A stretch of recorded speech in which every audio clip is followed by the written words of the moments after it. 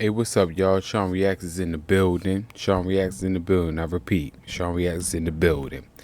Alright, so I was trying to find some Pimp My Ride. I used to watch that back in the day when I was young, like when I was a little kid with my family and everything, but I couldn't find it. But I figured out it was fake. So I found this video talking about it. So I want to react to it with you guys and see what y'all input on it too. But it sucks that I couldn't find anything. But let me know what you guys want me else to react to. Please, so shoot that down in the comment section, because we can definitely get that done. Because I'm gonna start going live, like I said, live streaming it, so you guys have your initial reactions also with me. So let's get this video started. In 2004, Pimp My Ride made its debut on MTV. The series focused on taking contestant-supplied vehicles that were in total and complete disrepair, restoring them, and customizing them to fit the contestants' lifestyle and hobbies. Pimp My Ride was a massive success, spawning multiple spin-offs and even a video game adaptation. But in 2015, a few Pimp My Ride contestants came forward, sharing first-hand accounts on what actually went on behind the scenes. We'll be discussing Pimp My Ride, from its humble beginnings to its immense global popularity and the various controversies that ruined the show's legacy, on today's episode of Looking Back. Damn right.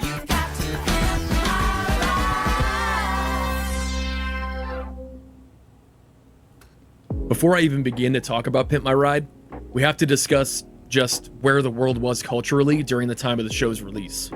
In the early to mid-2000s, street racing and vehicle customization were more popular than ever before.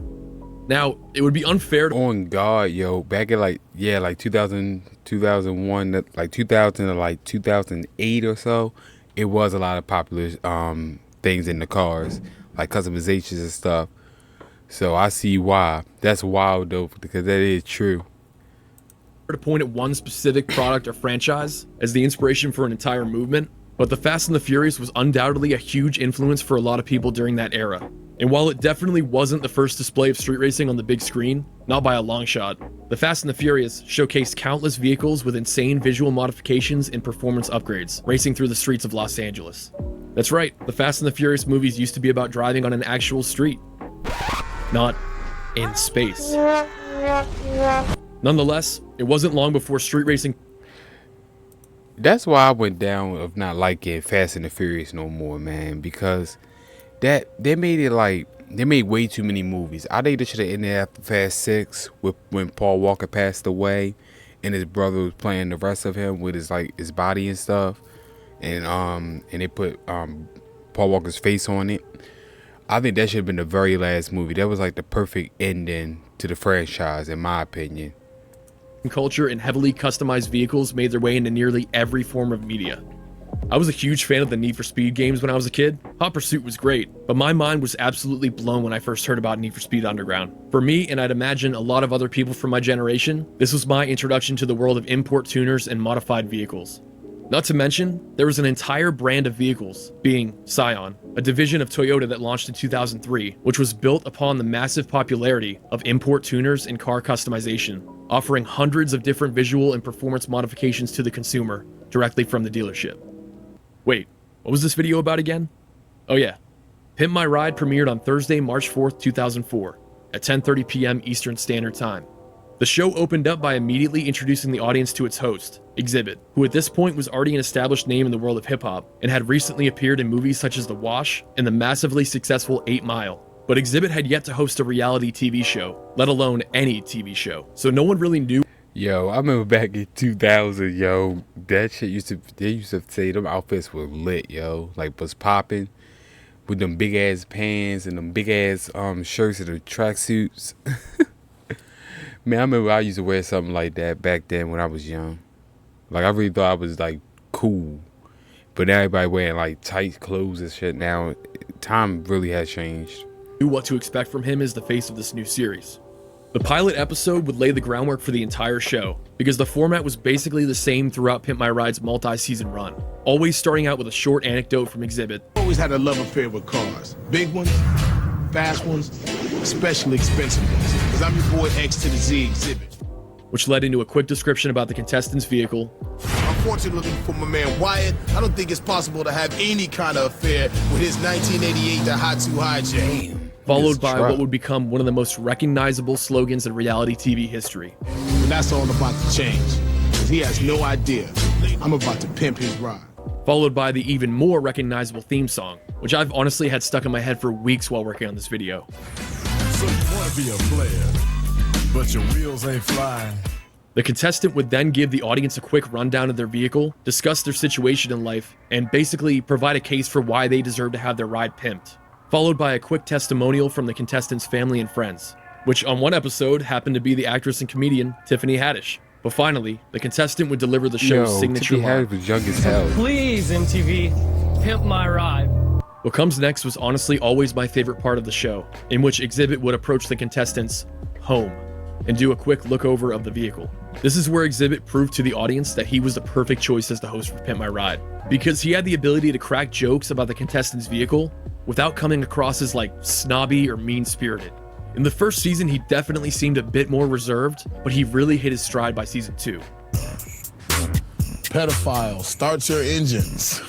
Yo, every creep around the world is looking at this like, yeah. Yo, he's wild. Exhibit has gone on record as saying that he wasn't forced to read a script during his time on Pimp My You'll get Ride, canceled which was for so that smart shit, on the producer's part.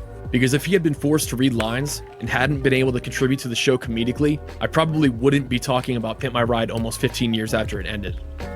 But once Exhibit took a quick tour of the vehicle by himself, he would approach the door of the contestant's home. The contestant would freak out at the very sight of him, sometimes practically tackling him. Like, there's no way that he didn't walk away with some bruises during his time on the show. But it's alright, Exhibit can take it. He roundhouse kicked some fools in Def Jam Fight for New York, and was even the end boss in NFL Street 2. Exhibit would then announce that he was there to pimp the contestant's ride. A more in-depth tour of the vehicle would follow, which was often even more hilarious than Exhibit's first look at the vehicle, because this is where Exhibit, well, exhibited one of his finest comedic talents, glancing at the camera. Where do the dogs usually ride? I think I can smell where Yeah, they usually ride. they're usually in your seat right now.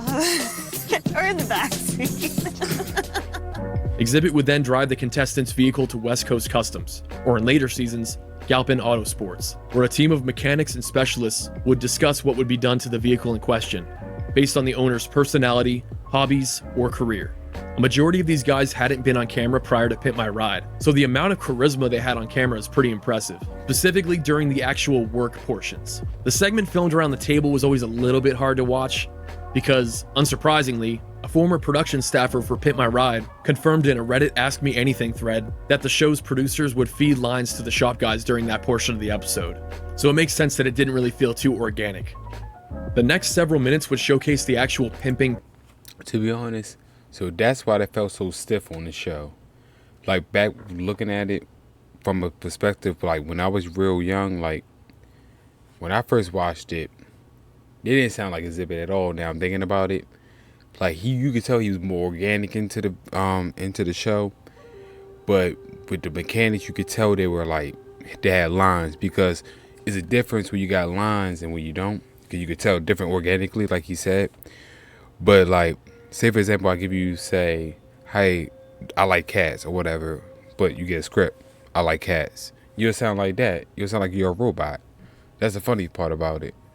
Process, where the crew would do a total and complete overhaul of the contestant's vehicle, installing massive rims or spinners, redoing the interior, restoring the body and applying paint, and of course, installing equipment and accessories that either made total sense, such as a motorized retractable grind rail on the back of this Chevy Caprice because the owner was into skateboarding, or just absolutely insane, completely unnecessary equipment such as this trunk conveyor belt, which came with 3 PlayStation Portable systems attached to it, simply because the contestant worked as a baggage handler at an airport. And don't even get me started on the car that had tiny LCD screens installed into its headlights. But once the work was finished, the vehicle would be revealed for the contestant, and they would be given a complete tour of their newly pimped ride, with Exhibit and 1 or more crew members of the shop. Exhibit would then give the contestant some sort of gift, relating to their career aspirations or personal interests, which was definitely just a way for MTV to sneak in another sponsor on the show. Finally, Exhibit would do his signature popping, or I guess pinching, of the contestant's shirt, and say the line, And you've officially been pimped. The contestant would then reveal their upgraded vehicle to family and friends, and the episode would conclude with the contestant thanking MTV for pimping their ride.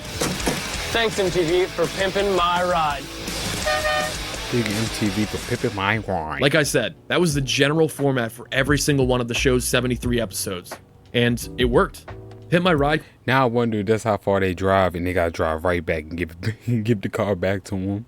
That's hilarious. Quickly became one of the most popular shows on MTV. So much so that within 2 months of the show's premiere, before the first season even concluded, new episodes were moved from their original time slot of 10:30 p.m. on Thursday nights to Sunday nights at 9:30 p.m. during MTV's most popular programming block of its time, Sunday Stew.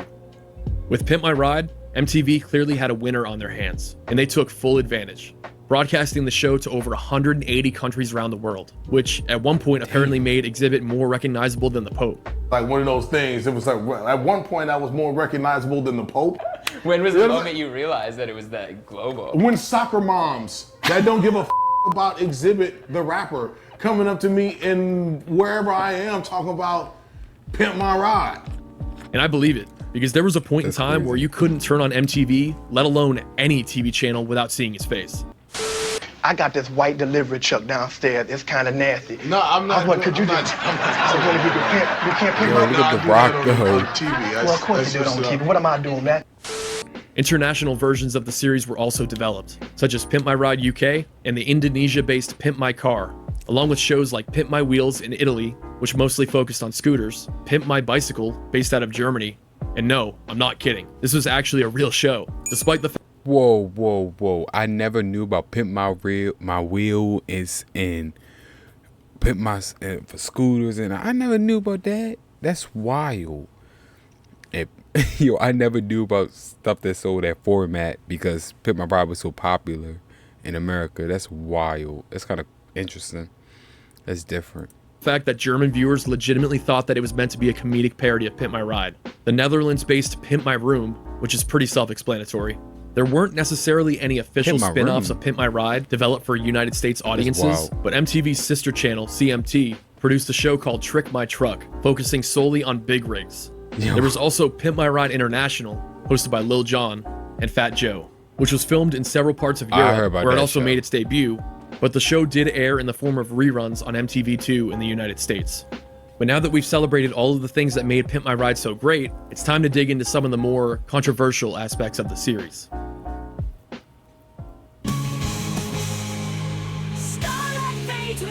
Man, these ads are embarrassing, man. I need to get my money up. Pimp My Ride came to sort of an abrupt end after only 6 seasons. Actually, it was 5 seasons. This seems to be a point of contention among Pimp My Ride fans, because everywhere you look online, the season counts and episode numbers are just an absolute mess. I'll spare you the long-winded explanation, but basically, every season of Pimp My Ride had between 15 and 17 episodes, with exception to season 3, which only consisted of 8 episodes. It appears that season 3 was cut short because of the split between MTV and West Coast Customs, which occurred at the tail end of 2005. West Coast Customs decided to end their relationship with MTV because their company image began to take a hit as a result of all the time spent working on contested vehicles. West Coast Customs was already an established and well-respected shop in the Los Angeles area prior to Pimp My Ride, so their increased popularity as a result of the show only expanded their client base even further. Seasons 4 and 5 would be filmed at Galpin Autosports, aka GAS, with an entirely new team of mechanics and specialists, with exception to Mad Mike, who was brought over from West Coast Customs. But as I was saying, Pimp My Ride ended rather abruptly after only 5 seasons. That is correct. Now, the series didn't end because of a decline in viewership or anything, but rather, Exhibit's contract was up. And not only was he completely burned out by working on a reality TV show with such a busy shooting schedule, but he was so preoccupied with Pimp My Ride that his music career had taken a back seat, and he wanted to get back to touring. Exhibit also wanted to steer away from his hosting spot on Pimp My Ride to further pursue his acting career, which had slowed down a bit during his time on the show.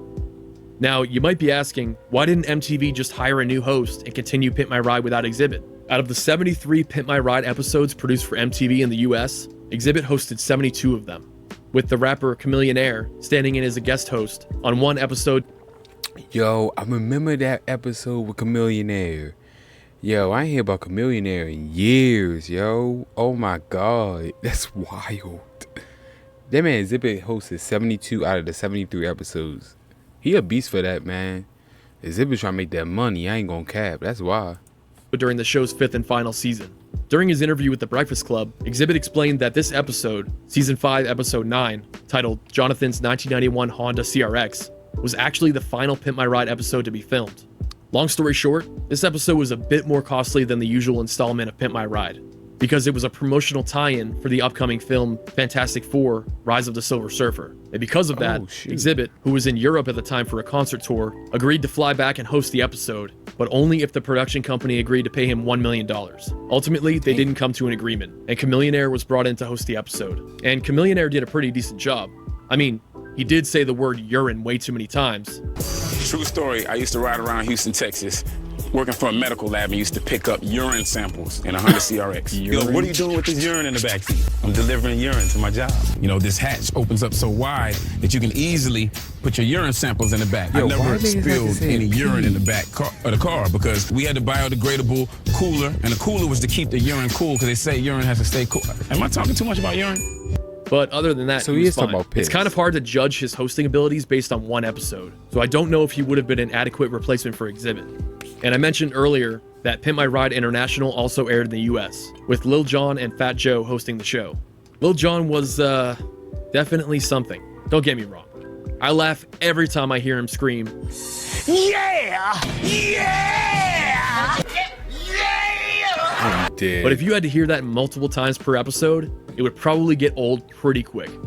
And based on the one or two episodes I've watched with Fat Joe as host, I could actually see him being a viable replacement for Exhibit. But during the same interview with The Breakfast Club, Exhibit also revealed that someone at MTV once said, I think actually they said that. They was like, you know, anybody with braids can do what Exhibit. Whoa, with braids. That's racist. Yeah, Damn, that's exactly. crazy. Who at MTV said that? Which is just wrong on so many levels. Exhibit became so synonymous with Pimp My Ride and added so much character to the show that I honestly don't think anyone could have replaced him. And if someone had, I don't think the show would have lasted much longer. But after Exhibit quit the show, MTV abandoned the concept of Pimp My Ride in the United States, instead placing all of their bets on a series called Trick It Out, which wasn't nearly as popular or impactful as Pimp My Ride. It only ran for 2 seasons, and to be totally honest, I completely forgot about it prior to the making of this video. I know if you heard Even about after that Pimp show. My Ride came to an end in the United States, the show never truly fell to the wayside pop culture-wise. It was kept alive by the famous Yo Dog memes, which couldn't be avoided in the early part of the 2010s. And at that same time, Exhibit was even still being asked to pimp people's rides. You never see me with one tool on the show. You saw me at the beginning and saw me at the end. You never saw me in the middle. Fixing nothing. Oh, you I was the face of the show. You know what I'm saying? So people associate He me was the face. with what happened to the car. I didn't do to that car. But Pimp My Ride made headlines in 2015, and the show's credibility and legacy took a massive hit. The Huffington Post published an article titled, "Here's What Really Happened to the Cars from Pimp My Ride," in which 3 former Pimp My Ride contestants spoke about their experiences with the show, along with former co-executive producer on Pimp My Ride, Larry Hochberg, who offered some insight from a production point of view. The contestants in question were Jake, who appeared in Season 3 with his 1986 Buick Century, along with Seth and Justin, who appeared on episodes in Season 5 with a 1989 Nissan Maxima and a 1997 Toyota RAV4, respectively. But the Huffington Post article went over everything from the production team planning items into contestant vehicles to accessories and equipment being removed after the cameras stopped rolling. For instance, Justin spoke of the pop-up champagne contraption being removed after filming. They also removed the projector that was installed on the dashboard, and the reverse opening hood was also swapped out for safety reasons. That's kind of And the most wild. disappointing portion of the article involved Seth's Nissan Maxima, in which members of the production crew dumped bags of candy onto the backseat of his car to sort of poke fun at his size. And to make Whoa, that's crazy. Like, I never expected them to do something like that to contestants' cars because, for example, like they're like heavy set and you planting candy or food in their cars, making their car look dirty. When I used to watch these shows, I usually thought that that stuff was legit. I thought they did that shit themselves.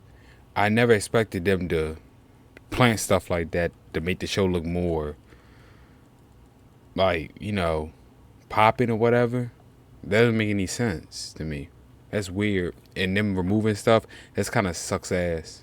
Make matters worse, a cotton candy machine was installed into the trunk of the Maxima, which Seth felt pretty insulted by, saying to the Huffington Post, "I think they just wanted to put a cotton candy machine in a car and use the fat guy as the opportunity to do it."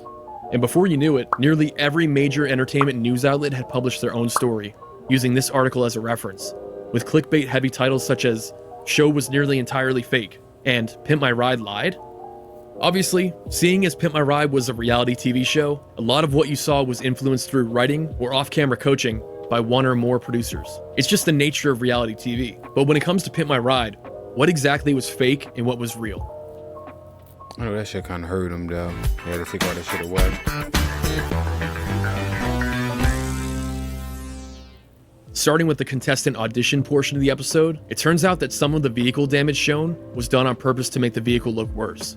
Sometimes by the vehicle owner. So the owner is kicking their car's ass to make it look better. That's so weird. So you throwing random shit in your car to make your car look dirty. You're beating the shit out your car just for shit and giggles. Y'all dumb as hell. I would never do some shit like that. Who the hell will beat the shit out of their cars?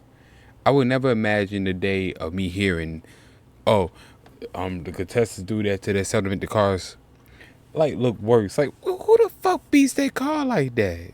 They're dumb as hell. Or the show's production members. For example, Justin mentioned that the production crew partially removed the front bumper on his RAV4. They also used a product called aircraft remover on the paint and increased the size of the dent on the rear liftgate. I'm not saying that this was done to every vehicle that appeared on Pimp My Ride, but regardless, it was happening. I took some of it back. So, the homes shown on Pimp My Ride weren't the contestants' actual residences. They were mostly houses that weren't occupied, that were, at the time, listed for sale or rent. Or they belonged to production team members. Whoa, that house kind of do look empty though. Like somebody live in that house. It's like nobody lives in that house. That house look empty as shit. I just noticed. Look how it look, y'all. That weren't occupied, that were, at the time, listed for sale or rent. Or they belonged to production. Damn. My bad, y'all. Y'all saw it though? It's like the house is completely empty. Team members on Pimp My Ride. MTV would just borrow these houses for the show, and they were always within driving distance of West Coast Customs or Galpin Autosports. The reason being, Exhibit actually drove the contestant vehicles to the shop. That part of the show actually wasn't staged. But apparently, the contestant was told to wait in the house until they heard a knock at the front door. A producer would tell them that when they answered, it would either be Exhibit, which meant that they were picked to have their ride pimped, or a crew member on the show, letting them know that they weren't chosen. But from what I understand, none of the contestants on the US version of Pimp My Ride were ever greeted by a crew member when they answered the door. Like that. This was simply a tactic used by the production team to get a more genuine reaction out of the contestant when they were greeted by Exhibit. The production crew would even apply black construction paper onto the windows of the house so that the contestant wasn't able to see Exhibit approaching the door. Oh, now that's kind of smart. I take that. That's kind of smart. That's not bad. This easily caused the biggest divide among fans and critics of Pimp My Ride. The vehicles on Pimp My Ride were always outfitted with the most insane visual upgrades, but it wasn't often that any work was shown being performed under the hood of the vehicle. Don't get me wrong, engine work and engine replacements were done on Pimp My Ride. Ooh. But unfortunately, the 3 contestants interviewed by the Huffington Post had 0 engine work done to their vehicles, resulting in mechanical problems that they had to resolve on their own dime. Oh, that's petty. When the Huffington Post asked co-executive producer Larry Hochberg about this, he explained that some of the cars were so old and rusted that they would have mechanical issues no matter how much work you put into them. The show wasn't about saving cars from breaking down. It was about pimping cars. And to get another perspective on this, I turned to the channel Brain Shatterer here on YouTube, run by Kirsten, whose wife Erin appeared on season 4 of Pimp My Ride with her 1973 Volkswagen Thing. He mentioned that when a representative from MTV initially called Erin about her Volkswagen, they made it clear that a full restoration wasn't going to be done on the vehicle, aside from the obvious visual restorations that the show was known for. But Galpin Autosports actually ended up installing a new turbocharged engine into Erin's VW Thing, which wasn't uncommon during the 4th and 5th season of the show when gas took over. Yeah, you know in Pimp My Ride, we changed engines too. I thought you really did keep the same engine.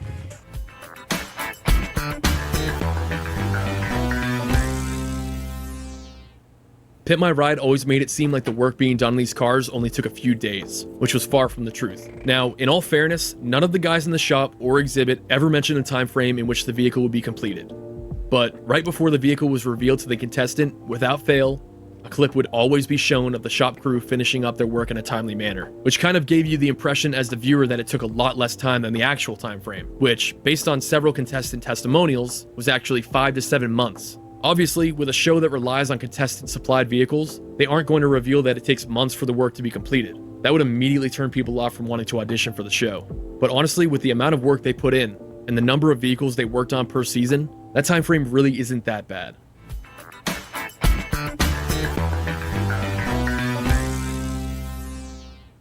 And finally, the portion where the vehicle was revealed to the contestant.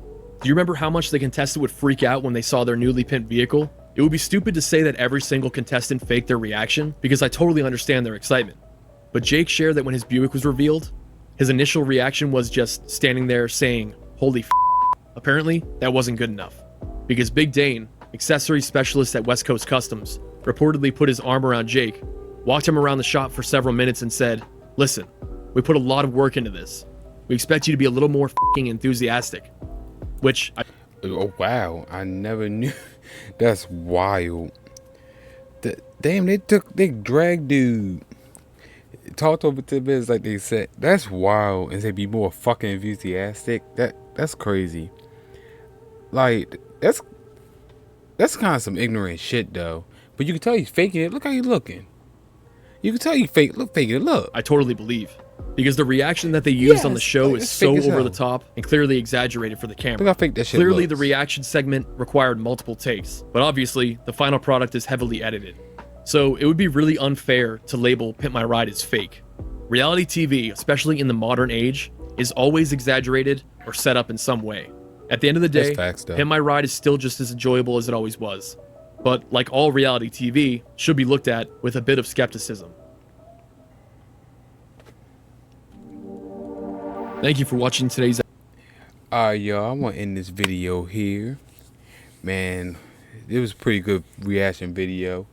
But I'm going to put his link in the description so you guys can find the original video just in case you guys want to see anything and stuff like that. If y'all want to see more of this stuff, just shoot a comment down and I will do it. Because we got MTV Cribs and stuff like that. So please like, comment, subscribe. You guys are new. And we out.